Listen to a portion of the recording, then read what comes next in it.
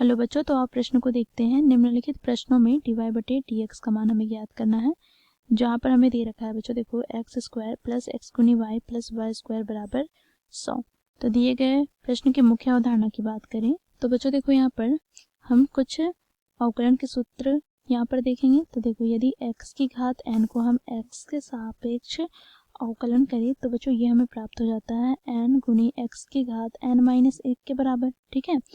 साथ ही बच्चों यदि हम दो फलन के गुणनफल अर्थात u इंटू v का हम क्या करें, हम x से सापेक्ष अवकलन करें तो ये हमें प्राप्त हो जाएगा। बच्चों देखो सबसे पहले तो हम u को बाहर निकालेंगे, फिर v को हम x से सापेक्ष में अवकलन करेंगे, फिर प्लस का यहाँ पर बच्चों देखो v को बाहर निकालेंगे और u को हम x से सापेक्ष में अवकलन करेंगे। ठीक है।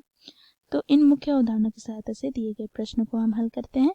तो प्रश्न में हमें दे रखा है बच्चों देखो x² प्लस x गुनी y प्लस y² बराबर यहाँ पर क्या हो जाएगा 100। ये हमें दे रखा है। अब बच्चों देखो हम दोनों और x के सापेक्ष अवकलन करने पर हमें प्राप्त हो जाएगा। देखो बच्चों यहाँ पर d/dx यहाँ पर x² प्लस x गुनी y प्लस y² बराबर यहाँ पर d/dx यहाँ पर 100। ठीक है। अब बच्चों देखो यहाँ से हम इसे अलग अलग कर लेते हैं।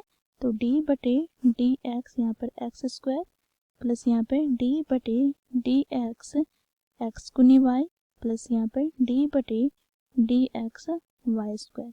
तो यहाँ पर अचर पद का अवकलन शून्य होता है। ठीक है, तो शून्य लिखा। अब यहाँ से बच्चों हम क्या करेंगे, तो मुख्य अवधारणा में हम लोगों ने सूत्र पढ़ा है, तो सूत्र का प्रयोग करके इसका अवकलन करने पर हमें प्राप्त हो जाएगा 2 गुनी x की घात 2-1 अर्थात 1। ठीक है। प्लस का बच्चों देखो यहाँ पर दो फलन है x और y, तो इसका गुणनफल का हमें क्या करना है, अवकलन करना है। तो यहाँ से हम पहले क्या करेंगे, x को बाहर निकालेंगे, फिर y को हम x के सापेक्ष में अवकलन करेंगे, फिर प्लस का क्या हो जाएगा, y को बाहर निकालेंगे, अब x को x के सापेक्ष में अवकलन करेंगे। ठीक है। प्लस का बच्चों यहाँ पर देखो इसे हम x के सापेक्ष में अवकलन कर रहे हैं, तो यहाँ से बच्चों हम श्रृंखला विधि का प्रयोग करेंगे। तो इसके लिए देखो यहाँ पर क्या करना होगा, हमें y² को y के सापेक्ष में अवकलन करना होगा, पुनः हम y को हम x के सापेक्ष में अवकलन करेंगे। ये बराबर हो जाएगा किसके, शून्य के। ठीक है। तो यहाँ से हमें प्राप्त हो गया 2 गुनी x प्लस यहाँ से x गुनी dy/dx प्लस का यहाँ पर dx/dx 1 प्राप्त होगा, तो 1 गुना y हमें y प्राप्त हो जाएगा।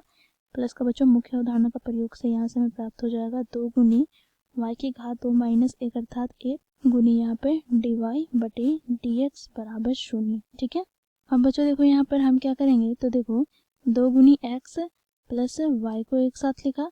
अब बच्चों देखो यहाँ पर बचे हुए दोनों पदों से हम क्या करेंगे, dy/dx उभयनिष्ठ ले लेंगे क्योंकि दोनों पदों में समान है। तो पहला पद से हमें प्राप्त हो जाएगा x प्लस दूसरे पद से हमें प्राप्त हो जाएगा 2 गुनी y बराबर 0 की। ठीक है।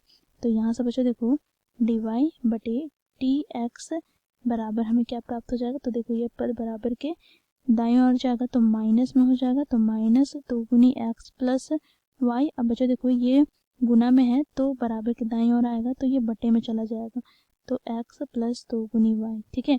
तो बच्चों यही हमारा क्या हो जाएगा, दिए गए प्रश्न का उत्तर। यही हमें ज्ञात करना था dy/dx का मान।